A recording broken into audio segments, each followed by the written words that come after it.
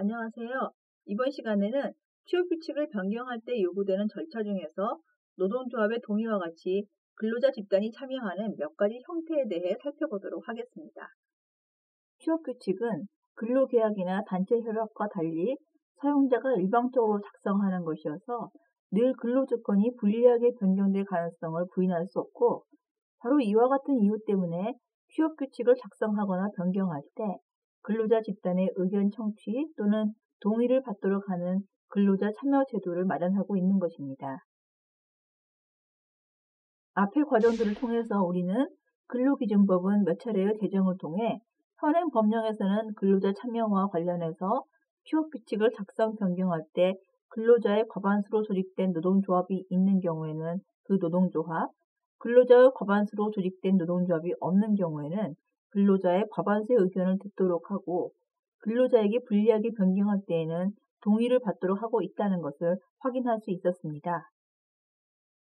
그런데 법률적인 측면에서 문제가 되는 것은 먼저 노동조합과 근로자 과반수에 대한 해석, 둘째, 복수의 취업 규칙을 불리하게 변경할 때 동의의 주체가 되는 근로자 집단, 셋째, 의견 제시와 서면 형식의 관계, 그리고 의견 제시의 효과와 방법 등이 되겠습니다. 앞의 과정에서 다른 내용을 설명하면서 함께 소개해드린 부분도 있기 때문에 이해하는 데 도움이 되시리라 생각합니다. 자, 그럼 참여 주체로서의 근로자 집단으로 제일 먼저 노동조합이 있는데요. 해당 사업장에 근로자의 과반수로 조직된 노동조합이 있는 경우에는 그 노동조합이 의견 청취 또는 동의의 주체가 되는 것입니다. 그렇다면 노동조합이 사업장 내의 총 근로자 과반수에 미치지 못하는 경우는 어떻게 될까요? 고용노동부에서 2009년 7월 현재 국내 업체들 크게 제조업, 유통업, 금융업, 방송통신업, 보건의료업, 교육서비스업 등으로 분류하여 각 업체에 종사하고 있는 실무자 500인을 무작위로 선정하여 설문조사를 진행한 조사자료에 의하면, 먼저 노동조합 조직에 대해서는 설문 대상 기업의 45%가 유노조 기업, 55%가 무노조 기업으로 조사되었고, 노조가 존재하는 기업 중에서도 근로자 과반수로 구성된 노동조합이 있는 경우가 전체 대상 기업의 27%로 나타났습니다. 물론 표본기업과 신뢰도 측면에서 보다 정확한 조사가 이루어져야 하겠지만, 여기서 알 수 있는 정보는 취업규칙을 변경할 때 동의의 주체로서의 근로자 과반수로 구성된 노동조합이 많지는 않다는 점입니다. 그렇다면 노동조합원의 숫자가 사업장 내의 총 근로자의 과반수에 미치지 못하는 경우에는 취업규칙 변경 시 동의를 얻어야 하는 주체가 누구인가라는 것은 법률적인 측면에서도 중요한 문제인데요. 이 점에 대해 다수의 판례에서는 취업규칙에 규정된 근로조건의 내용을 근로자에게 불이익하게 변경함에 대하여 근로자 과반수로 구성된 노동조합이 없어 근로자들의 회의 방식에 의한 과반수 동의가 필요한 경우라고 하거나, 혹은 동의 방법은 근로자 과반수로 조직된 노동조합이 있는 경우에는 그 노동조합의, 그와 같은 노동조합이 없는 경우에는 근로자들의 회의 방식에 의한 과반수의 동의가 있어야 하고 라고 하여 원칙적으로 사업장 내 총 근로자 수 중 과반수에 달하는 노동조합이 불이익한 취업규칙 변경 시 동의를 하는 주체라는 입장임을 알 수 있습니다.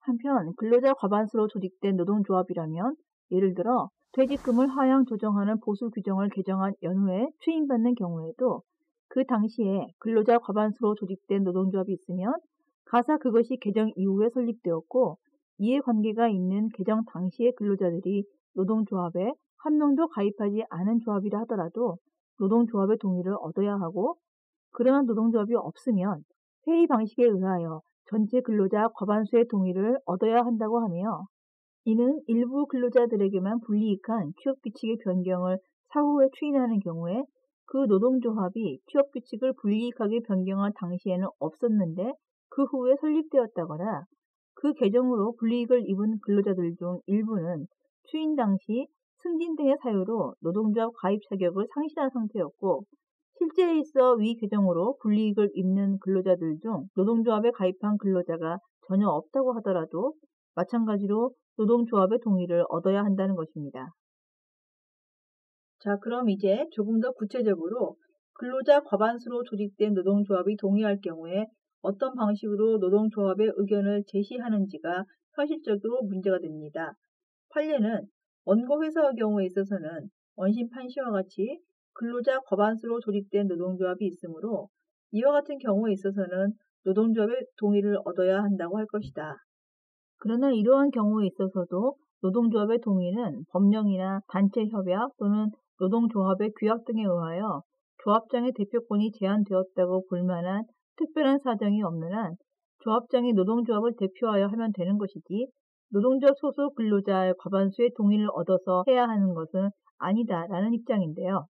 집단 의견을 수렴하고 대표하는 제도적인 장치로서의 대표기관 내지 대표자의 기능을 생각해보면 판례의 입장을 이해할 수 있을 것입니다. 간혹 노동조합의 대표자가 조합의 의견을 충실히 대변하지 못하는 경우 다수 조합원들의 불만이 있을 수 있는데요. 판례에서도 특별한 사정, 즉 법령이나 단체 협약 내지 조합 규약상 조합 대표자의 대표권이 제한되었다는 사정을 고려하고 있다는 것을 유의하면 되겠습니다. 이어서 노동조합의 하부단체인 노동조합의 분회 혹은 지부가 참여 주체로서 의견 청취 내지 동의의 주체가 되는지도 문제입니다. 이와 관련하여 단일 노조의 분회는 설립신고가 되어 있거나 취업규칙 변경에 대한 의견 제시 또는 동의권을 위임받은 것으로 볼 수 있어야 의견 청취 또는 동의의 주체가 된다고 봅니다. 자, 다음으로 노사협의회라는 기관도 있는데요. 노사협의회 제도는 근로자 참여 및 협력 증진에 관한 법률에 근거를 두고 있습니다. 여기에 의하면 노사협의회는 근로자를 대표하는 이른바 근로자위원을 근로자가 선출하되 근로자의 과반수로 조직된 노동조합이 있는 경우에는 노동조합의 대표자와 그 노동조합이 위촉하는 자로 하며 근로자와 사용자를 대표하는 같은 수의 위원으로 구성하도록 하고 있습니다. 언뜻 보기에 노사협의회 구성과 선출 방식에 의하면 근로자 대표성을 인정해도 무방하지 않을까라고 생각할 수 있겠는데요. 근로조건의 분리 변경에 있어서 노사협의회 근로자위원들의 동의를 얻은 것을 근로자들 과반수의 동의를 얻은 것과 동일시할 수 있는지가 문제된 사례가 있었습니다. 판례에 따르면 노사협의회는 근로자와 사용자 쌍방이 이해와 협조를 통하여 노사 공동의 이익을 증진함으로써 산업 평화를 도모할 것을 목적으로 하는 제도로서 노동조합과 그 제도의 취지가 다르므로 비록 회사가 근로조건에 관한 사항을 그 협의사항으로 규정하고 있다 하더라도 근로자들이 노사협의회를 구성하는 근로자위원들을 선출함에 있어 그들에게 근로조건을 불이익하게 변경함에 있어서 근로자들을 대신하여 동의를 할 권한까지 포괄적으로 위임한 것이라고 볼 수 없으며 그 근로자위원들이 퇴직금 규정의 개정에 동의를 함에 있어서 사전에 그들이 대표하는 각 부서별로 근로자들의 의견을 집약 및 취합하여 그들의 의사표시를 대리하여 동의권을 행사하였다고 볼 만한 자료도 없다면 근로자위원들의 동의를 얻은 것을 근로자들 과반수의 동의를 얻은 것과 동일시할 수 없다고 판단하고 있는 점 유의해야 합니다. 따라서 노사협의회는 노동조합과 법적 지위가 명확하게 다르므로 의견 청취의 대상 또는 동의의 주체인 노동조합으로 볼 수는 없습니다. 앞에서 검토한 것처럼 취업규칙 작성 변경에 있어 근로자 참여 제도는 필수적인 것이어서 이사회, 경영협의회 등 다른 제도로 대체할 수 없는 것입니다. 판례도 정부투자기관 관련법에 직원의 보수를 이사회가 정한다라는 규정이 있더라도 이는 그 직원의 기득권이나 기득이익을 박탈하는 결의를 할 수 있다는 취지가 아니므로 라고 하여 같은 입장임을 알 수 있습니다. 그런데 여기서 앞서 소개해드린 2009년도 조사 자료를 주목할 필요가 있습니다.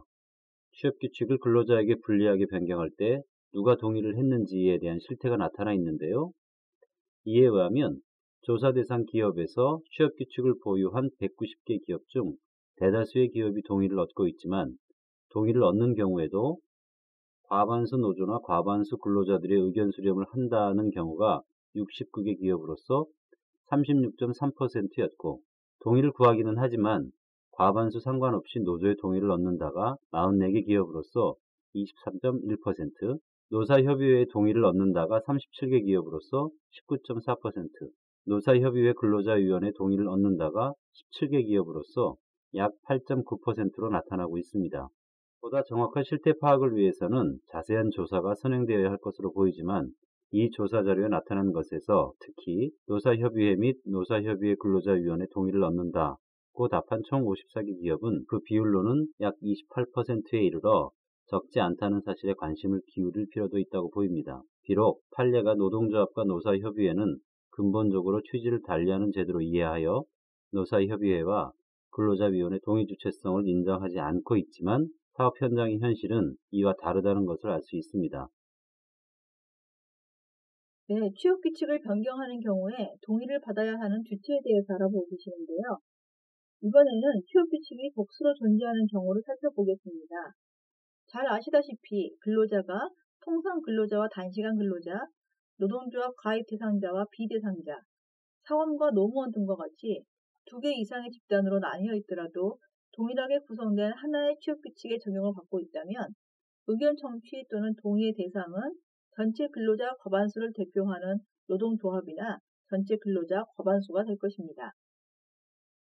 판례도 이러한 취지에서 근로자 과반수를 대표하는 노조의 동의로 정년을 58세에서 53세로 줄인 데 대해 노조 가입 대상이 아닌 차장급 이상인 근로자가 별도의 동의를 하지 않았다고 하더라도 변경된 취업규칙의 적용을 받는다는 취지로 판단한 사례가 있습니다. 그런데 문제는 취업규칙 중 일부 조항에 단서가 붙어 있어서 그것에 의해 예를 들어 단시간 근로자가 될 수 있는데요. 이렇게 일부 근로자에게만 적용시키거나 취업규칙이 사원과 노무원 등과 같이 이원화되어 있는 사례도 적지 않습니다. 이런 경우 취업규칙의 변경에 있어 의견 청취 또는 동의의 대상은 전체 근로자 과반수를 대표하는 노동조합이나 전체 근로자 과반수가 되는지 아니면 변경되는 조항이나 해당 취업규칙에 적용을 받는 근로자 집단인지가 문제입니다. 이에 관해 정년퇴직 연령과 관련하여 해고 무효가 다투어진 사례에서 판례는 취업규칙의 작성 변경에 관한 권한은 원칙적으로 사용자에게 있으므로 사용자는 그 의사에 따라서 취업규칙을 작성, 변경할 수 있고 다만 취업규칙의 변경에 의하여 기존 근로조건의 내용을 일방적으로 근로자에게 불이익하게 변경하려면 종전 취업규칙의 적용을 받고 있던 근로자 집단의 집단적 의사결정 방법에 의한 동의를 요한다고 할 것이라고 하여 종전 취업규칙을 적용받던 근로자 집단의 동의를 요한다는 입장을 취하고 있습니다. 한편 퇴직금과 관련한 또 다른 사안에서도 취업규칙의 변경에 의하여 기존 근로조건의 내용을 일방적으로 근로자에게 불이익하게 변경하려면 종전 취업규칙의 적용을 받고 있던 근로자 집단의 집단적 의사결정 방법에 의한 동의를 요한다 할 것이고 그 동의 방법은 근로자 과반수로 조직된 노동조합이 있는 경우에는 그 노동조합의 그와 같은 노동조합이 없는 경우에는 근로자들의 회의 방식에 의한 과반수의 동의가 있어야 하고 라고 하여 종전 취업규칙의 적용을 받고 있던 근로자 집단의 동의를 얻어야 한다는 입장임을 알 수 있습니다. 여기서 한 가지 더 동의의 주체와 관련하여 단시간 근로자의 근로조건 결정 기준 등에 관한 사항을 정한 근로기준법 시행령 별표에서도 취업규칙을 작성 및 변경하는 경우 사용자는 단시간 근로자에게 적용되는 취업규칙을 통상 근로자에게 적용되는 취업규칙과 별도로 작성할 수 있고 이에 따라 취업규칙을 작성 혹은 변경하고자 하는 경우에는 적용 대상이 되는 단시간 근로자 과반수의 의견을 들어야 하며 다만 단시간 근로자에게 불이익하게 변경하는 경우에는 그 동의를 얻어야 하는 것으로 정하고 있다는 것도 알아두시기 바랍니다. 다음으로 의견 청취는 동의나 협조를 의미하지는 않으며 의견의 구속을 받는 것도 아닙니다.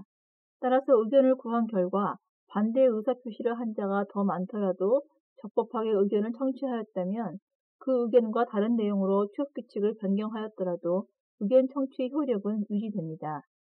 다만 의견 청취 자체를 하지 않고 변경된 취업규칙의 효력에 대해서는 견해가 나뉘는데요. 대체로 의견 청취 의무를 위반하더라도 취업규칙은 유효하다는 의견이 주류적인 입장입니다. 이어서 근로기준 법령에서는 근로자 집단의 의견 청취나 동의에 대해 취업규칙을 신고할 때 의견을 적은 서면을 첨부하도록 규정하고 있습니다. 한편 근로자 과반수로 조직된 노동조합은 변경된 취업규칙에 노동조합 대표의 동의 의사가 표시된 서면이나 찬반을 표시하는 의견서에 첨부하여 서명하면 되고, 법령, 단체협약 또는 노동조합 규약 등에 의해 대표권이 제한되었다고 볼 만한 사정이 없는 한 노동조합장이 노동조합을 대표하여 서명하면 되고, 별도로 근로자나 조합원 과반수의 동의를 받을 필요가 없다는 판례는 이미 설명드린 것과 같습니다. 이어서 동의는 효력 요건이라는 데 이의가 없어서 그 방법도 엄격한 기준을 제시하는 것이 일반적인데요. 판례는 근로자들의 집단적 의사결정 방식 또는 회의 방식으로 과반수의 동의를 받는 것을 원칙으로 하고 있습니다.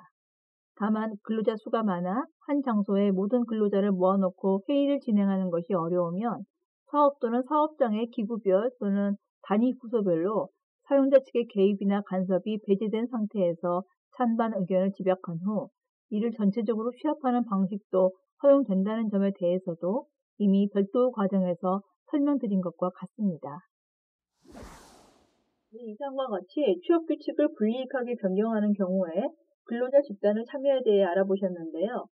참여 주체로서 노동조합, 그 분회 내지 지부, 노사협의회가 문제될 수 있다는 점, 실태조사 자료에서도 일부 확인할 수 있었던 것처럼 법 해석과 사업 현장에서 실무가 차이가 있다는 점 등을 고려하여 보다 구체적이고도 현실 감각에 맞는 합리적인 제도적인 대안을 강구하는 일에 최선을 다할 필요가 있다고 보여집니다.